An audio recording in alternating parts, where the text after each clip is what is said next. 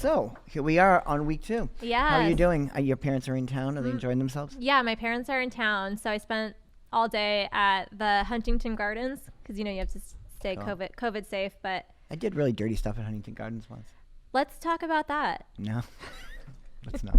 I'm totally kidding. I'm not kidding, but I'll say it. I know you're not kidding. You know what's really cool about that place when you can't look at you can't go inside any of the exhibits right now, but they have really, really old books, like when astrology was considered a legit science. And so there are all these like astrology science journals from like the 1700s that you can just they're right there under a glass. And it's just really, wow, really that's kind of cool. Mm-hmm. Yeah. So we'll get to our questions a little bit later. Obviously, we are now hours away from Samhain. Yeah, what's the date? I think We're the 29th. So we got 2 days. Yeah, we've got literally 48 hours until Samhain. Yes. And we got a question yesterday that sort of bleeds into my little astrology section, but Ashlyn sent in a question. Hi there. I have a question for Sal for the radio show coming up. What vibes are you getting around the Taurus moon conjunct Uranus on Halloween? It feels like spirit is going to speak in a big, unexpected way and will knock us humans upside the head. Earthquake? ? Goddess forbid. Tsunami? ? Massive rain and flooding? ? And Popey, Sal's wife, was immediately like, yeah, this is not a Sal question. This is a Renee question. Totally is a Renee question. And yeah. I have the chart here for Samhain, which everyone's freaking out is the second full moon in October. So it's a blue moon and it falls on Samhain. So it's kind of like the Shana Na song. It's exactly like the Shana Na song that I've never heard. So the big thing about this full moon, as Ashlyn brought up, is that there is a conjunction between Uranus and the moon, and it's a direct conjunction. A conjunction is when basically two planets or a luminary, which would be the sun or the moon, are right on top of each other. They're at the same degree. So Uranus is the planet of, it kind of like shakes things up. It's the planet of evolution and it's the planet of genius, but it can be, it's really unstable and it's hard to predict because a lot of the times when we're forced to evolve, or even as a society, if we're forced to have some sort of like revolution, it's not tidy, it's super messy and things kind of get like thrown all over the place. And Uranus is currently in Taurus, and Taurus Taurus is an earth sign. So we're looking at tangible objects.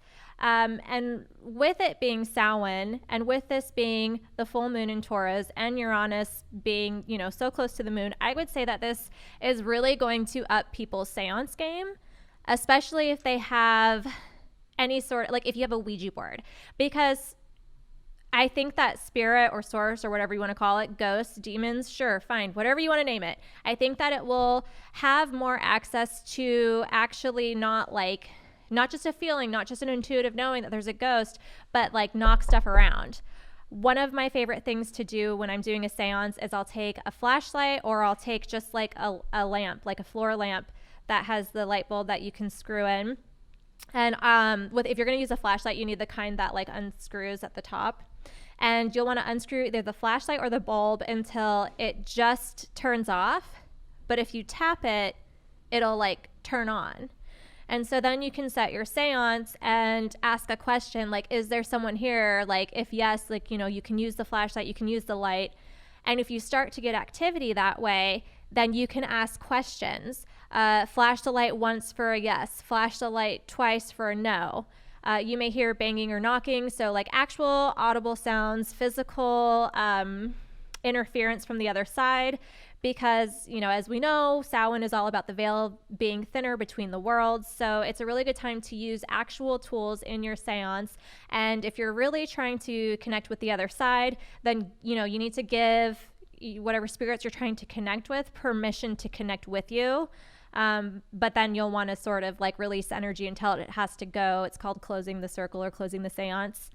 One other thing that I want to, sort of bring up about the astrology of Samhain is that because the moon and Uranus are conjunct, this isn't just necessarily going to be about like, oh, like how are we contacting ghosts right now? The moon represents our emotions. And again, Uranus is super unstable. So our emotions could be all over the place. And people may like have temper tantrums and you're just like, where did that come from? I don't know. If our, if we lose our keys or if we can't find our wallet or something like that, like it could trigger people. Not the trigger that you're thinking about, Sal. Last time I used the word trigger, you were like, do you mean coming?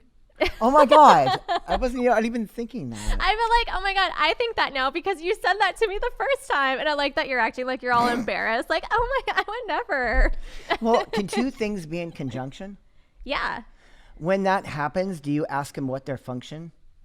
Haha. Yeah. I like that. Or I'm planning that for like 5 minutes. Have a little. I'm like, is that why you looked so impatient? I did. I was like, conjunction, junction. What's your function?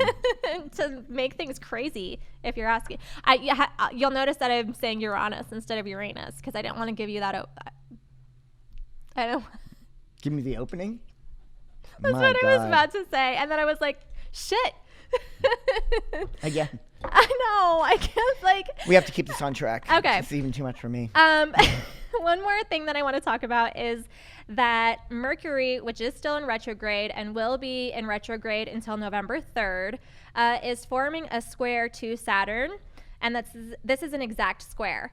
A square is a challenge. So with Saturn being the planet of restriction and Mercury being the planet of communication, we may feel that people either aren't respecting our boundaries if we don't want to talk to them. You may need to look out for that behavior within yourself as well. If someone's trying to close you out, you may just have to accept it. It's not necessarily a great time to have conversations, and we may feel as though our voices are being suppressed. Which sucks because this conjunction is lasting until election day. This conjunction, it won't be an exact degree on election day, but this sort of conjunction and this energy will be around during election day. So we may feel as though our voices aren't being heard, which sucks. That's normal. Yeah, during an election, right. And I think that's it. I will say Mercury is in retrograde until November 3rd, but we will still have retrograde type activity for about a week and a half, maybe 2 weeks after that. It's called the Mercury retrograde shadow. So just so you know, we're not necessarily in the clear on November 3rd. Okay, so Dana wants to know if we have her question from last week still. I do have it. Let's read it out. Okay. And So this is what she wrote. She said, a few months back, Renee had a segment on Hecate and her dogs. Renee had said that the dogs keep the dead from coming back. My question was, if they keep the dead from leaving, when we communicate with them, are they communicating from the underworld? And what about when they visit us or when we have seances? So I do want to say one thing. I think this was a segment that I did on one of my other podcasts. But I think what I was doing was I was connecting the folklore because Hecate can travel to the underworld. she's the underworld. Yeah, exactly. And so Cerberus, is like, he. Cerberus.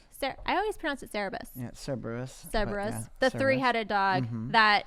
So what's the question? So if people are communicating with us, like if there's a mediumship situation or if there's a seance situation, are they communicating from the underworld? I would assume yes. I would say they're definitely communing from that's their Their realm realm. now. Yeah, that's the realm they're in now. They're not in one of the other three or the other two, which is above and then in this plane. So yeah, I would say that they're communicating, but I don't understand where Cerberus came into that. Because basically just from the folklore of the underworld. Like, I never heard that Cerberus kept them from coming back. I've never heard that before, but that doesn't mean it's not true. I've never heard that before. Now, but that's cool. I mean, if there's something I've not heard of before. Yeah, I mean, I read it when I was doing some research for the episode, but I know it was like, keeping the dead in the underworld and keeping the alive out of the underworld. And then I can't remember which god tricked it by giving opium laced honey cakes to get into the underworld, but that's another mythology. So I know that Cerberus keeps people from coming in. I didn't know they kept the dead from going out. Yeah, I think it's like that separation of both worlds. I didn't know that. I have a little bit of a different opinion about this than you do, because I just think that when we die, we kind of go wherever our psyche assumed we would go when we die. I think that humans are the creators and our consciousness is the creator. And so I think that if you are a Christian and you think you're going to go to hell your entire life, I think you go to hell. If you think that nothing's going to happen to you when you die, your consciousness sort of dissipates and nothing happens to you. So I think that it kind of depends on where the soul believed it was going to go and where it ended up because of that. So I don't necessarily have like a cut and dry souls go here or they go here. It's sort of like, well, what did this person believe in while they were alive? And that's kind of how I feel it, dictates where they're going. Okay. What is the next question? Let's see here. This one is from Sam, who I adore. She says, "Hello, y'all. Can't wait for the show. I'm wondering if you all can eventually discuss practical magic for minimalists. I'm coming out of this space where I was wanting every little cute, witchy, occult thing and coming into a space of simplicity. And I'm wondering how the minimalist witches out there practiced and make the most out of the fewest tools. Love you and thank you." So what are your tips for minimalist witches? I'm a Virgo, so it's really hard to talk about minimalist stuff. When I get involved in something, I have to get everything immediately. That's true. That was one of the reasons I got in trouble in the Golden Dawn, because I was building my tools out of my grade. That was one of the things that they were frowning upon back in the old days. But that being said, there are tools that I believe people need for systems of magic. I mean, if you're working from an eclectic system, where are you pulling your concepts from to build the construct that you're working in? Mm-hmm. I mean, I don't need my athame, I can use my finger type of thing, but I put a lot into the objects that I enchant and use. Like when I use my Ikate mala in ritual, it's a specific mala that I use in the system that I work in. The bones on that they're made of human head and serpent. Right. And so those are each enchanted specifically to do a specific working and to connect to that realm. So I wouldn't want to do that. I couldn't be one of those people that'd be like, okay, well, I don't want to use those, so I'm just going to use beads that look like something else, in place of these. If my train of thought is through a system that I'm working, I'm going to get out hell or high water. I'm going to get exactly every component that matches specifically to get the job done. But it's not really about me, what she's asking. She's saying if you're minimalist, what you can do. I believe from that perspective, being a minimalist with objects, you can still very much do your work. Mm-hmm. But then that starts to get into more specific timing. If you're not going to use a blue candle to do a Jupiter working because you only have white, then you can envision the color blue into the white candle, sure. But I mean, if you've got certain objects that help you get this work done, I think that it's very important that you have those. Now, you don't have to go friggin' crazy hell-bent and come to the Crooked Path and buy every object you need to put on your altar. Yes, you do. I don't really agree with that. You can get things that work within your budget, and you can get minimal things. You want to have a paten if you're in witchcraft. I believe that's a really important place on the altar. That's the epicenter of the altar. It's ground zero. You want to be able to do all your work on that piece on the altar. You want to have a chalice. You want to have an athame.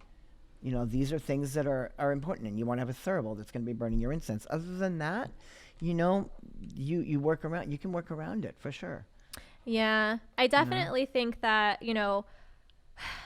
I would say that half of my practice is ritual and half of it is meditation and mindfulness. But I think that if you're working from sort of a minimalist place, I know Sam, she's a friend of mine, And I know that she's really into herbs and teas and stuff like that. So what I would do is I would do research on, what my intention is and, what herbs are affiliated with that, and create a tea based off of, what my intention is. And then, either meditate and drink the tea, or, step outside under a full moon and drink the tea and connect with your spirit guides or your deity or whatever it is that you want to work with. Or even just like ritual baths, putting some essential oil that correlate with your intention, and then doing a meditation in the bath. So the intention, depending on the intention, you're going to change it to another herb to do things. But what about the objects you need to do the work, like the physical work? I mean, I think that you can basically cast a spell in a meditative state without using anything, by taking yourself to a place where you feel like you're connected to the other side, and then basically, either creating a ball of energy between your hands and infusing it with your intention and then releasing it to the other side, or even just, I don't know, feeling that connection and just saying what your intentions are. So when you say, this is leading into a little area. This is why we have the show. Thank you for your question. But this is what it's about. It's about debate sometimes. It's about understanding each other's views. And, whenever I ask Renee a question in now or in the future, this isn't me putting her on the spot. This is just me getting her genuine view. Mm-hmm. So I'm not looking to combat anything she says. Everything she says is valid for her work, as mine, as John, as anybody out there. But my question to you is, and I'm very, it's going back towards what she was talking about. What is a spell in your eyes, and how physically well do they manifest within an allotment of time? And is it object? Are we talking about affirmation? Or are we talking about spellcraft?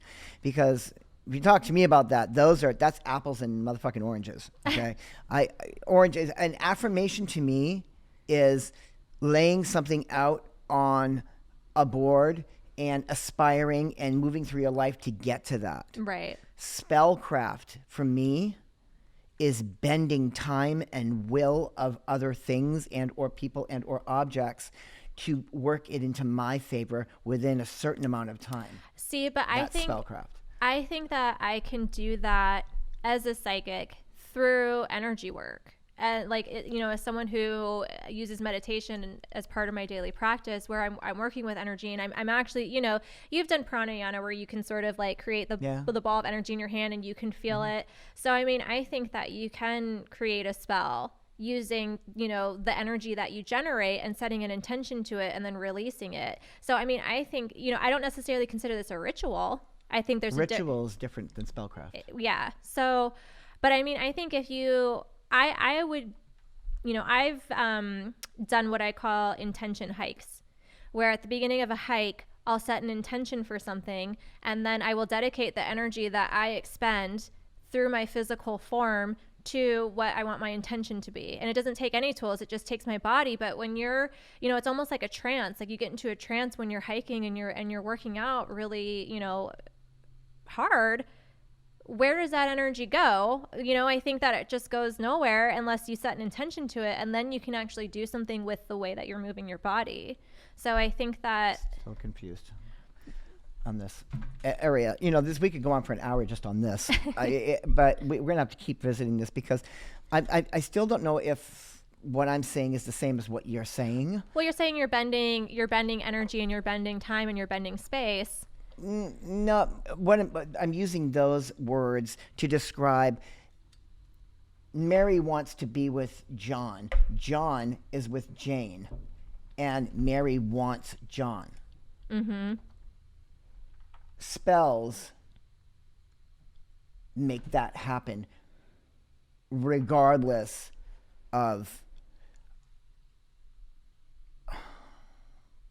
First off, is a coercement negative, positive? It has nothing to do with black or white or up or down or negative or positive right now. I'm just using this as a hypothetical. Uh-huh. Okay, that's what it does. It's when I think of spellcraft, I use it for my clients to instead of going around to get to a spot, I just cut through all the trees and go right to the spot and make it happen like that. Right. That's spellcraft. That's it's causing change with will by bending things to my need. Yeah. Okay. But when you talk about like the not the affirmation, you said that other word. There was a word you were just saying. Intention. Intention. Like, how does that play into spellcraft? Like, and is spellcraft to me is using objects that represent people at certain times in certain places and certain hours to Right. work it and make it manifest. Yeah, and I mean, I think that if you want to get specific about like the details of how that would work, I mean, when you're thinking about like, okay, just to use your example, where you have like, this person wants to be with this person who's with someone else. If I was going to look at that from a place where I wasn't going to use any tools, I would look at it from a place of energy work because, I can channel people. So, and I wouldn't do this, but I'm just saying that the way that my mind's thinking about it, if I wasn't going to use a tool, then I would maybe channel the guy and I would take his energy and then I would visualize him looking at the person that I want him to break up with and bring in feelings of disgust. And then I would take his energy and I would look at the person who wants to be with him and I would bring in energies of allure and love. You know what I mean? So that's how I think that you can use sort of like energy work and don't, not have to use tools to sort of make that I've never seen happen. that done before. I've heard I don't of it. recommend it. Why not? See, I don't. Again, okay. I have no morals. I know. Okay, so here's the reason why I don't recommend that, because I think that when you get into love spells and love magic that go on a specific person, I think it can make you crazy. I think it can make you... Love makes you crazy, period. That's true. It might just be the love. It might not be the spell. It could just be that love that's making you crazy. All right, I'm going to cut us here. We have to do this more because we're already at 7:30. Ryan, hey, you guys, I'm putting together an occult library. Do you have any recommendations for or must-have for a collection? Asking that question to me again, I look at, first of all, when somebody asks me that they're asking me they want to get into magic and the occult, and they want to start practicing, where do they start? Before that I can tell them where I think they could start with what books, I need to find out what vein they're working in.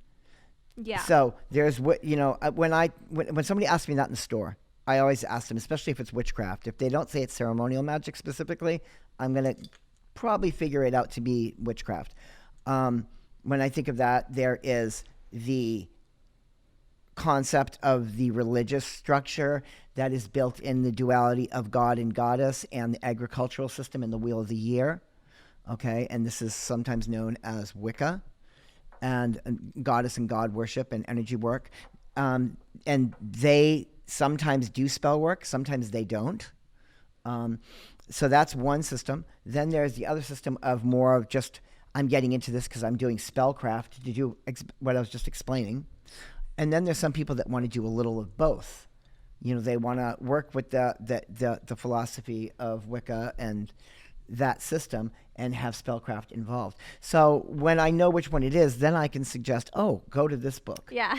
Go to that book. So send another message. Yeah, so send me a message on what you're trying to work on and what your library is going to upon. Because you could have a section on Kabbalah, and if that's the case, mystical Kabbalah, Dion Fortune, Israel Regardie. Any of the Golden Dawn systems. Crowley, love him. That's another whole gambit of books there. Wicca, Ray Buckland, the Farrars, Spiral Dance. These are all really good, important books. Cunningham's great. And he's wonderful too.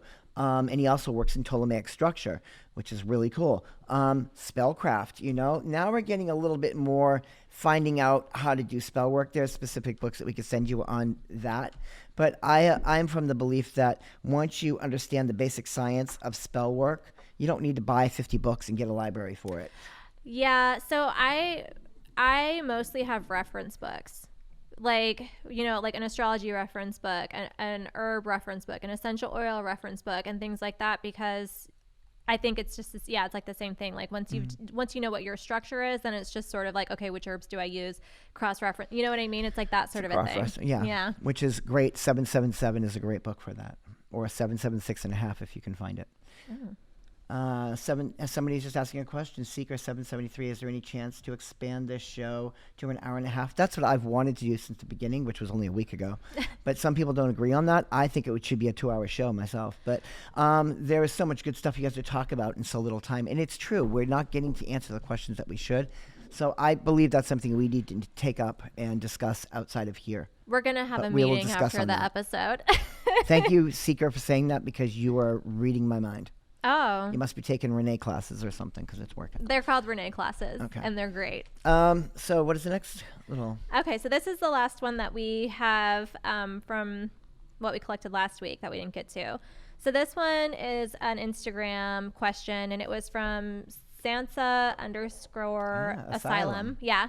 So she said, do you think that we are mostly reincarnated down our ancestral line, or mostly reincarnated to others outside of our ancestral line? The only time I've seen a baby spirit who wanted to come through me, it was my great-grandmother. And it seems like a lot of people get reincarnated down their ancestral line. Just wondering what's up with that. Looking forward to your show. Heart emoji. I'll throw one at that, and then you can throw at it. Yeah, that way? go Okay. I believe that it's outside of our ancestral line. I don't believe that we stay on that one path. If you're a believer in reincarnation, okay, I believe when it comes to that thought, I believe that we will pop up all over the globe in different aspects of ourselves, different people, different ways. I believe that. I don't think that because I'm Italian in this life, I'm going to be Italian in the next. I just don't see that happening. I see it as just beings all over the place are popping up at different times in different spaces, and I don't think that we are staying on that family line. Now, do I think that some of the people that are in our lives will repeat in our lives in other spaces? For sure. But I don't think it's ethnically, I don't think it's the same. Right. Yeah. I think I agree with Sal. I think that it can happen, that there are situations where there will be, you go down the ancestral line, but for the most part, I think that we have different lessons that we have to learn in different parts of the globe, like Sal said. But I also think, as you said, that we have repeats with people, because we either have to learn, we didn't learn a lesson, or, we're having to, we have a soul family that we sort of like connect with and come into each other's lives, but it could be, in vastly different scenarios each time. Yeah. I definitely see it as all over, for sure. And this is why some people are like, oh my God, I'm really connected to the Egyptian pantheon, but my family is all Scottish. Yeah. That's now. That's not then. You don't know what you were then. Do you have any theories about what you could have been in a past life? I'm still not 100% sold on it yet. Okay, but I mean theory. No, I haven't really. Years ago, many years ago, when I was a baby witch, I kind of did some time doing past life regressions with one of the groups I was with, and it's obviously female. And it was somewhere in dry heat. Oh. It's definitely not a cold climate place. Yeah. It was sandals and, sand under my feet kind of thing. Right. But that's as far as I went with it. People keep voting yes for longer shows. That's what I've got, like 5 right now. Good. So. We should have an episode, because we have a hypnotherapist on our crew who does past life regression. We should have an episode where we talk about our experience. If we had longer episodes, that would be great. So what's next? Jack says, Sal and Renee, you should both do past life regressions and talk about it online. Yeah.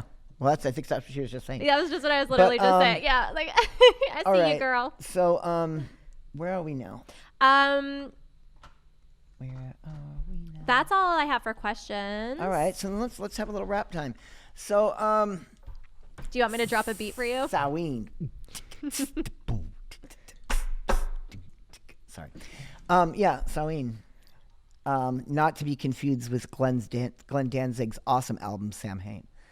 Samhain. Samhain. What do you want to talk about? You said you wanted to have this. So Well, I mean, share it mic. seems topical right now, right? Yeah, People want to know. Okay, so run it. for me, when I am even just in the couple of weeks leading up to Samhain, like pretty much as soon as Scorpio season starts and we have the fall equinox, that's when I start to put candles in my windows, because folklore suggests that it helps spirits cross over, but it also invites in your ancestors or your spirit people into your house. So I kind of just do that as a nod to the other side, as a nod to Beyond the Veil, like, hey, I'm here, like, I'm open to you, I can communicate with you. If you want to communicate with me, that's fine. I don't know. I think it's just a really good time to like get your seance on and So honor are you not your gonna ancestors. Are you not going to talk about? Well, I'm Samhain curious. from I'm Or are you curious. throwing back at me? I'm gonna throw back at you, and then I'm gonna comment on what you say. So I do not have a thesis on the Sabbats and the Esbats. Okay. I understand what it is, and I've utilized it. I'm a store owner. We usually have a public event every year when we're not, messed up. We had a But, wedding one year. Yeah, that was last before, year. and we had a memorial the day before. Oh, But Samhain, Samhain is it's the old New Year. It's when the veil is thin. Everybody says that the veil is the thinnest, but this is just a time to speak with ancestral. It's also what was it agriculturally? It was a time when the earth was dying. Now, Samhain, remember, you're looking at Britannia and Scotland and Ireland and Wales and up in that region of the world. So if you were in that region of the world on the 31st of October, it was freezing balls. Yeah. And the ground was dead. And what you did by autumnal equinox is you slaughtered all but a few of the strongest animals you had. You salted the shit out of the carcass and you stored them in a room. yeah. And then your ice barn. Then you cleaved out and you cleaned out all your crops, and for all you knew, this was the end of your life. Yeah. Because if that didn't yield a good crop, were you going to make it till May?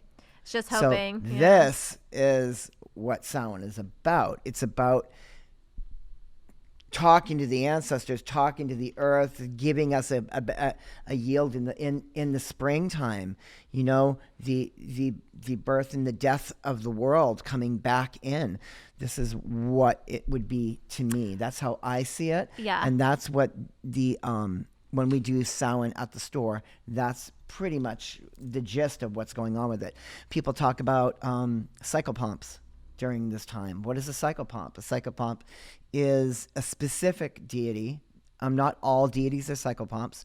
There's some that traverse. That means that they can go between the worlds, communicating with the dead, the restless dead, and coming back with answers for you. Okay? Who is a psychopomp? Well, Ekate is a psychopomp. Papa Legba is a psychopomp. Elegua, psychopomp. Hermes is a psychopomp. Hermanubis is a psychopomp. What about is Persephone? No, No. she traverses. She goes through the underworld and comes up, but she's not a psychopomp specifically for communication with the other Okay. side. I misspoke, and it's driving me crazy. The equinox is when Libra season starts, not when Scorpio season starts. So just wanted to clarify that. That was cool. We'll get that once in a while because I fuck up too, and Yeah. we'll let you guys know when we fuck up. We're gonna fuck up. Yeah, I have and no we are not problem. the end all be all here. We are not. We are just two people sharing our views, and I'm gonna keep stressing that about this show. Yeah. I think, astrologically too, from that point of view, Scorpio season, Scorpio is the sign of death.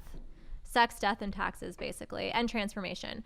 But death is the ultimate transformation, other than birth, I suppose. But that's another reason why I think that it's easier to communicate with the dead. I wanted to actually bring up one thing about the full moon as well. For people who do look at their charts, this full moon is at 8 degrees. So if you have any planets within 5 degrees of 8 degrees, those are the planets that are going to be hit on your chart by this full moon. And if you don't know what I'm talking about, disregard. But if you do, that's how you know when a full or new moon is going to affect your chart and how. And knowing is half the battle. It's half. G.I. Joe. Are there other G.I. times of Joe. the year when the veil is thin? I do not believe so. I will check into that. But I know in the systems that we're discussing, it is always around the witches, the new year that we now call the witches' new year. So I think I have heard that that around Yule because Yule? yes, because I was thinking it would be it's maybe. when it's the darkest. It's when there's the least amount of sunlight. It's the darkest day of the year. But that's not.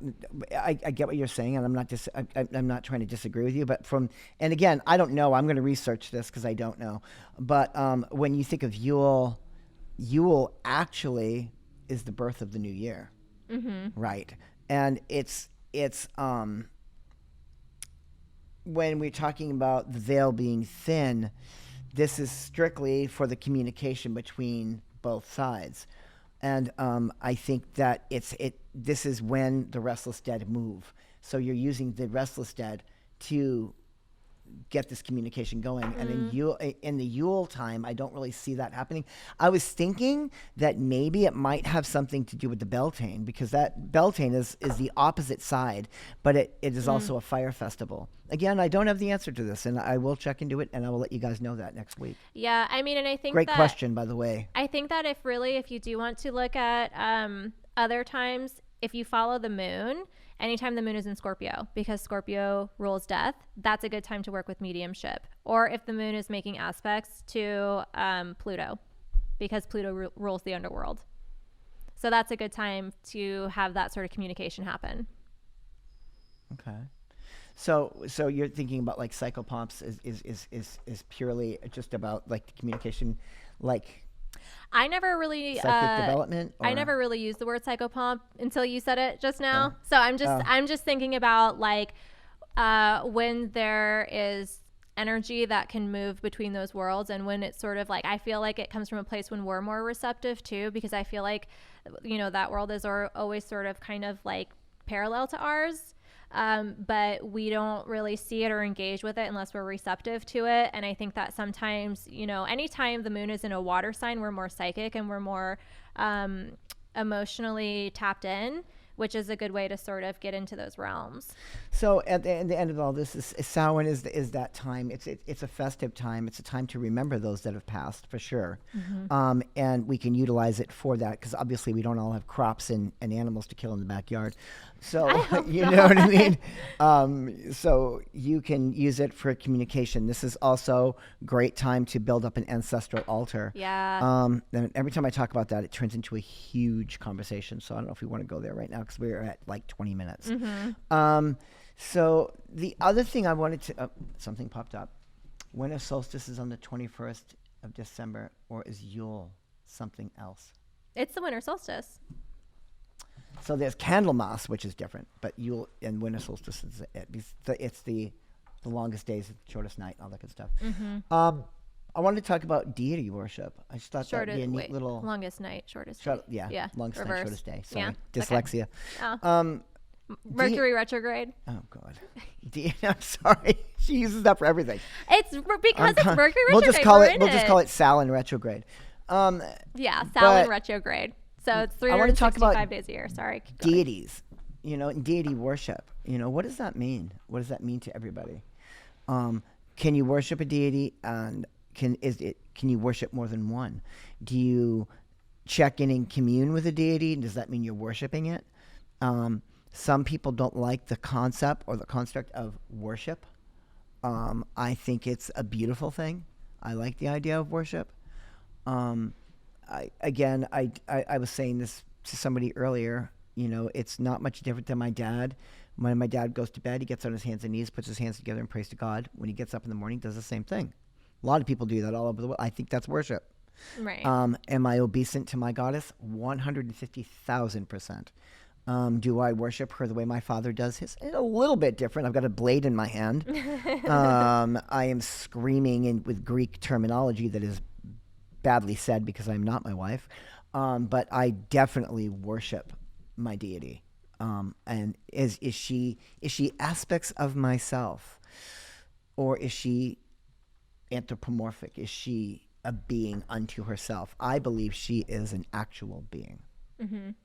I believe she is 100% real as the lights. Yeah. I No. don't see her as my higher aspect of feminine self comes down as Hecate. That's not what I'm saying when I'm talking about Hecate. Hecate knocks on the door every night. I let her in, and she either beats my ass or teaches me something. Mm-hmm. That's my worship time with my goddess. So you feel like there's like a conversational thing. Do you feel like you hear? Do I think I have to? Yeah, Right. especially in the system I'm working in is very strict in that. I have specific actions that I have to do repetitiously every single night. That creates a mandala. That creates open channel of communication and talking to her. And then I call in other entities around to do jobs around me while I'm doing that work. So I 100% believe that she's real. If you'd asked me that 10 years ago, I'd have said no. Right. I would have not agreed. I've had my I think with her, you know, I told that story last week that I had with my experience with her. And then like her and Pan are the two deities that I've had full blown experiences with where I was like, oh, okay. Like, yeah, this is a thing. But I don't work with deities in the same way that you do. Like, I'm a little bit slutty with my, like, who I want to work with. You know what I mean? And so it's like, I don't like to subscribe myself to one way of worshiping. I don't necessarily know if that will be my place, you know, if I'll feel like that forever. But right now I just like the freedom of sort of like going through the different avenues. Yeah, I don't. And you know, people are like, well, what if you want Persephone?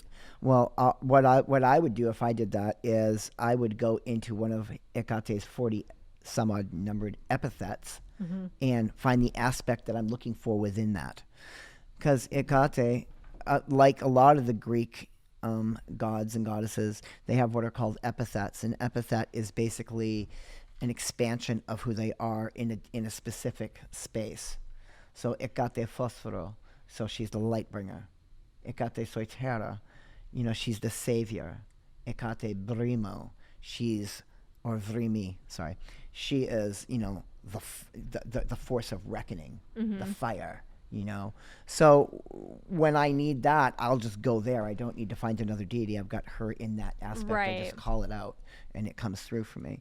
Because Hecate to me is the end-all, be-all, and I don't work with her in a Hellenistic fashion.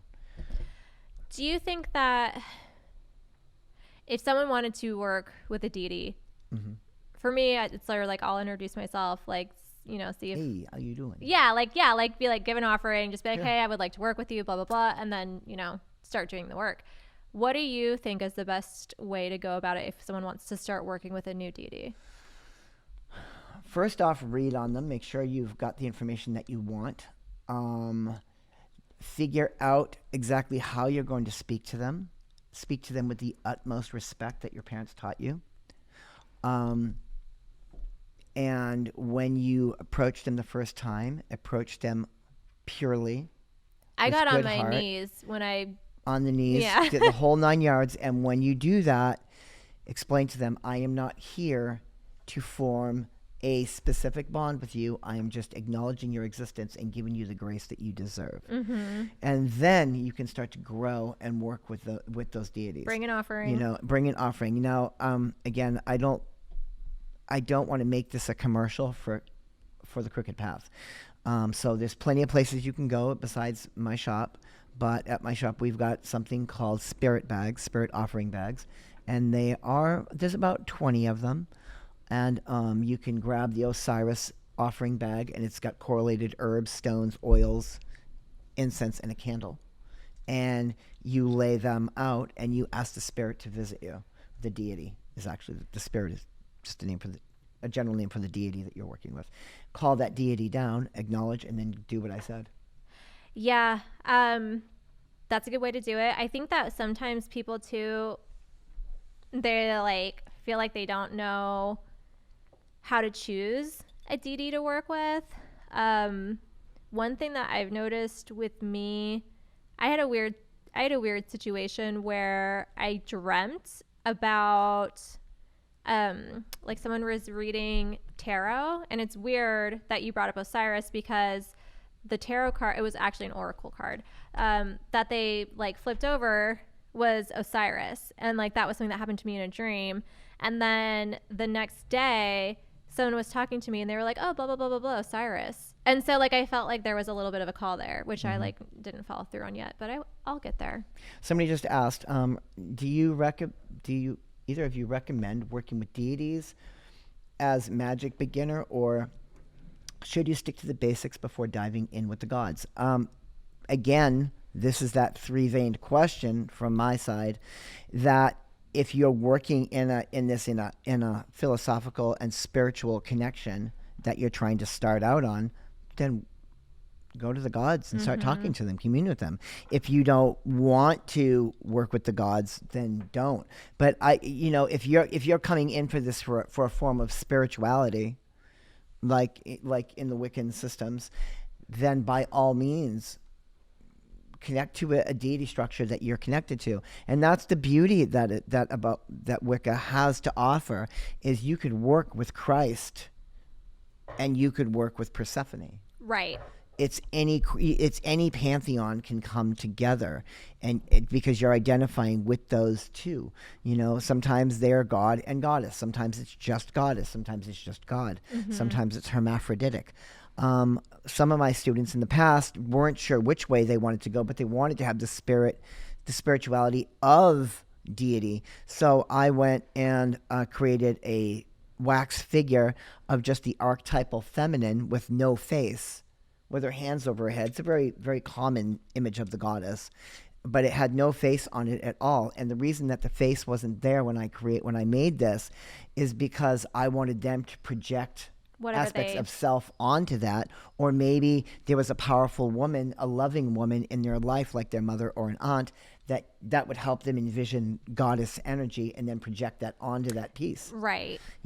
So that way there is no pantheon there. It's just goddess.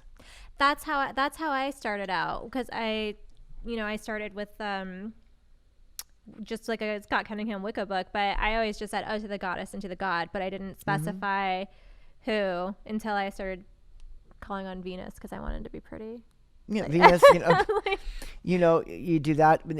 Sometimes I would teach my students, if you don't want to have a statue to a god or a goddess, but you want to have the spirituality of it, get a big pine cone for the god. Get a seashell for the goddess. And that's going to connect you to the archetypal feminine and masculine energies. Do either of you recommend? Oh, that was the same question. Okay. So, yeah. That's where I believe. I want to throw something in as we get closer to the last 15 minutes of our show. Last 10. Yeah, but I thought we were going to stay a little late. Yeah, and we've got more people asking. All right, we'll go through the questions. We'll go through. I want to tell you guys, starting next week, we are moving the show to Wednesday nights. And I won't be here because I'm 2 episodes in and I'm exhausted. So it's time for me to take a break. This is a trip that I planned before this started. I'll actually be here myself next Wednesday night. And it will be Wednesdays from now on. Yes. At 7:00. Yes. On time. So there's so many pantheons of deities. If we don't know who to call on, is there a way to do a general? I just explained that one. So there you go. Yeah. Yeah. So yeah, next Wednesday, please. What else is there to talk about? Oh, I had one more. What? I want to wrap. I'm in the mood. I just want to keep going. I could do this for 3 hours on a knot, right? I know you guys couldn't, with respect to the crew and you, but I could be here alone doing this all night. But yeah, I mean, we could leave if you just want us to. No, I just like talking to these people. There's so many things out there that they want to hear, you know, and I want to connect with them on that. Yeah, and I mean that's what this is about, and we'll get it. How do you get over feeling greedy for asking for things? I narrow it down to what's really important, and I try to do random acts of kindness. I try to randomly do nice things for people so that I am putting good into the universe versus just taking, I'll randomly donate to a charity, or I'll like every month or two I'll put something on my Instagram where if you donate $25 to this cause, I'll do a mini tarot spread for you. So I'll do ways to try to generate, abundance for other people, so that I don't feel like I'm just being grabby and entitled. Okay. I can answer this from a couple different perspectives. One, as a magician, no fear, no guilt, no self-doubt. When I want something, I do it. That's one. Be a Second, badass. Second, I don't go out in the world and do good things so I can, and I'm not saying you're doing this, but this is what I don't do. I don't go out and be, oh, I'm going to be a nice guy. I'm going to do this. I'm going to do that. I'm going to do that. And then all of a sudden I'm going to be like, I'm cashing in tonight, Akate. It's not like that. I try to be the best person I am. I do good things just because my parents taught me that's the way you should be.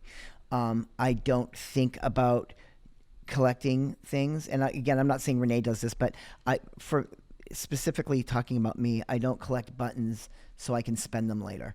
You know what I mean? I live, eat, sleep, drink, being a good fucking person. I'm an asshole sometimes. My wife will tell you that. I'm not the nicest guy at times. Sometimes I'm a crotchety bastard because I'm in my 50s. Parts of me ache that I didn't know I had, so I use that for an excuse. But I also don't feel greed when I'm asking for stuff. And I can tell you this, when I'm doing spellcraft, feeling greed would negate my work. Yeah. So also, I don't do spell work for me. I mean, it's so ultra rare that I'm doing spellcraft for something in my life. Right. A great teacher told me that, someday I'll stop running around and doing spells to get the girl and to get the car and to get the shoes and to get the outfits. And when I do that, I'll start walking and flowers will just stop coming up out of the ground for no reason. That is magic, okay? Mm-hmm. Spellcraft-wise, though, when one of my clients says, I need to get another $60,000 a year in my paycheck, I do the work. Yeah, and I mean, I'm definitely not like cashing in on anything, but I'm like where you, where it's like, okay, like I try to do good things, I try to put good out there, but also I think that knowing what your intent, like asking yourself why your intentions are what they are. I remember doing a little sort of like almost like a prayer once, where I just like in the moment, like is when I was working at a strip club and I wanted to make like $100 so I could go home, and it was so I could buy podcast equipment for my first podcast, Witch Doctorate. And I was in the dressing room and I was like, I'm really tired, I want to go home. Like I was just saying this to aliens basically, but I was like, I'm really tired, I want to go home, I need another $100. I'm going to use that money for equipment so that I can start this podcast. And the purpose of my podcast is to spread, educate people, get them in touch with their spirituality, and spread like love and joy. And I think that like I got tipped $100. I got called on the stage and got tipped $100. So it was like very immediate. But I think that like, am I coming from a place where like I want to put something into the world that, is generated by love? I think that's why I had like an instant return. Because it's like, oh, you're going to say a prayer for $100 while you're in a strip club? It's like, hell yeah, I am. I want that microphone. But I mean, and this is a good way to start segueing out. But again, I'm not trying to clip us. But not Renee, but specifically when I'm talking about this, shit, the train just left. See, I am in my 50s. And it's Mercury retrograde. Oh, my God. And where I was going with this was, oh my God, I don't know what I was just going to say. It was about feeling guilty or not feeling guilty. No, you were talking about, it's like people always would talk to me about, that person is really cool that they're hanging out with the other night, but they got to earn my trust. Who the fuck are you to earn trust? I don't like that word. I don't want someone to say, you got to earn my trust. You know what I mean? Mm-hmm. If people come into my life, I trust them. Yeah, I do too, but I feel like I should have that attitude because I've been screwed over a lot. But that's just the thing. This is what I think people miss. And talk about macrocosm. You're not doing to do good to get good. You're doing to do good because you got a fucking heart and blood is moving through your veins and you're here. So do fucking good. Do the right thing. Don't do the left thing because of any other reason. Just do it because that's just what you do. And trust humans because they're fucking human. Yeah. And we're in a shitty fucking world that we want to make better. And we want to treat people with love and kindness. Everyone deserves that. Yes. So you don't need to make somebody earn something from you. 100% that. Because 100% nobody owes you shit. We all are here together, and we all should just fucking be cool. Oh my gosh. Just made me, okay, I got the chills when you were saying that because I agree with you so much. But it made me think of this Ana DeFranco quote. And she says, because what? Ana DeFranco, she's like a feminist folk singer. You were probably listening to her during your Lilith Fair jam session earlier. But the lyric is, because the world owes me nothing and we owe each other the world. And it just like kills me every time I hear it. Okay. It just made me think about that, and I got chills, so I wanted to share it. Awesome share. Sal seems really into it. No, yeah. He's trying to hide the fact that he secretly loves. So I'm trying to totally just utilize our last couple of minutes and really connect with you guys. I hope this is working out. I really just want people to see that we are completely fallible. This is not going to be the show to sign on to if you want to hear people piping shit to you. I am here, and just like I'm in my store and you come in here and you spend $5 and buy whatever you need to buy, if you ask me a question, I'm going to give you my fucking answer. And I am not here to sugarcoat. I am not here to con you. I'm here to share a view with you and to give you people the power that each of you deserves, that each of you were born to. And that is witchcraft. Yes, and it's not about invalidating anyone or even validating what we necessarily believe in. There's the whole point of witchcraft is that there's not a set of rules. You know what I mean? There might be systems that's different, but there's not you're doing it wrong. Like that's not really. Yeah, no one should be out there telling you you're doing it wrong. Yeah, no one should be invalidating your beliefs or saying that their experiences are more valid than yours are, or that they're more psychic than you are, or they're a better witch than you are. Like it's all bullshit. Just like get rid of that and come listen to me and Sal tell you that. Yeah, it's just and that's cool for other podcasts. I think there's some great shit out there. I'm sure. I've never listened to a podcast. I don't really get it. I'm still from the 80s, but they're cool, right? There are people getting this information out there, and I'm not here to knock you off their path. Listen to them. Listen to what they have to say, but always know that we're going to give you the best knowledge that we can. And if we cannot, like now, I'm going to go and figure out if the veil thins at another point. Yeah. But this is for us to learn together and just to get the right answers and to get answers from people that aren't trying to get anything off of you. I don't know about ratings. I don't know about 5 stars and Googles and all that stuff. I'm just here to have a show to get word out to people that want to hear it. Since Sal did bring up ratings, though, we are now available on Apple Podcasts if you would rather listen to this in audio form. Instead of looking at our silly mugs. And I would love a 5-star written review. So give it to me. She can have them. So next week I will be back alone. Yeah. I might have somebody come sit in the chair for like 20 minutes or something, but it'll be just me and you guys. And we will miss the beautiful Renee as she goes on her birthday vacation. Yeah, I'm going to be traversing in the forest in Flagstaff. She's traversing? There's a forest in Arizona? Yeah, I know. People always think that. Like, what? Well, when people say forest, I think of New Hampshire. No, there's like a full-blown forest in Flagstaff. It's in the mountains. In the mountains. In the mountains. We're on the last. They get lots of We're on the snow, last too. like 3 minutes. I have a couple more notes about the full moon.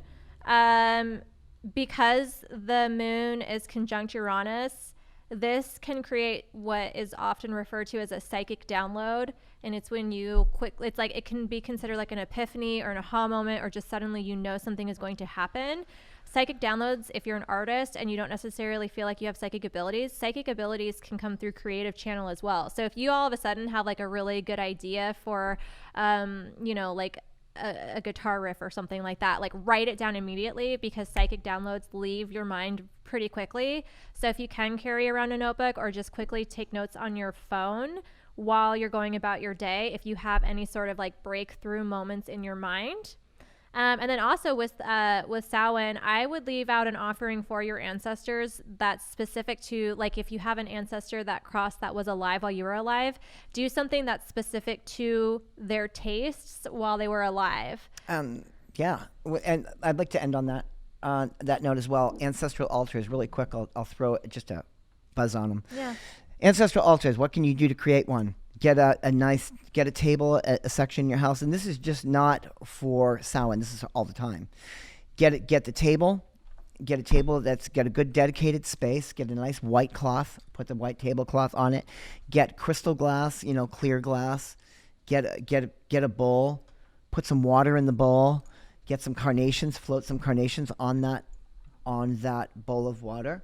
Also, little glasses of water are good. Get a photograph of the individual, and get something sympathetic to them, like their favorite food, their favorite drink, maybe a cigarette, things like that. An item that belonged to no them. illegal substances, please. And and if you can, and if you want to go into it, find a cyclopump, and then just keep that up. Keep the water fresh. Keep the food fresh. Change it out every 3 days or 4 days. Keep that moving, and over time, start connecting with it. Spend 5 or 10 minutes communing with that person in your life, and that will start your opening to having an ancestral altar. Another thing that you can do that evening is set an extra meal at dinner for your ancestors that no one's sitting at that spot, and then leave that food as an offering. Sure. Next week I will be alone, but I will be having a good time, and we will miss Renee greatly. Thank you guys for an amazing evening. Sorry we got a late start, but you know what? I think you're actually getting a couple minutes past the hour. We gotta plug socials. And plug socials, so you can start getting us going. We need to start putting things on Instagram because nothing's happening on there. Yeah, I had a crazy horoscope deadline, so I kind of slept. I don't know what that means, but I believe her. I wrote horoscope. I'm still writing horoscopes, and the deadline is grueling. So we've got Betwixt the Shadows on Instagram. We got Betwixt the Shadows on Facebook. We have Betwixt the Shadows on YouTube. betwixtheshadows@gmail.com is a way of also emailing us. We have the store Instagram account, which is the Crooked Path _LA. And you can find that also on Facebook at Crooked Path Occult. My Instagram at Rainbow Glitter Star. For my new podcast at The Glittercast, I recommend you listen to it. I also have at Witch Doctorate for my monthly podcast. You can find more information about the types of readings that I do, and I also sell spell kits and crystal kits at rainbowglitterstar.com. And I think that's it. I am, I'm done saying things. You can throw a vote out there too if you guys really wanted to extend this. Let's hear from you guys on the Facebook account and on Instagram. Send us some messages. Let us know. This is us. We are signing out of here, and have a wonderful evening.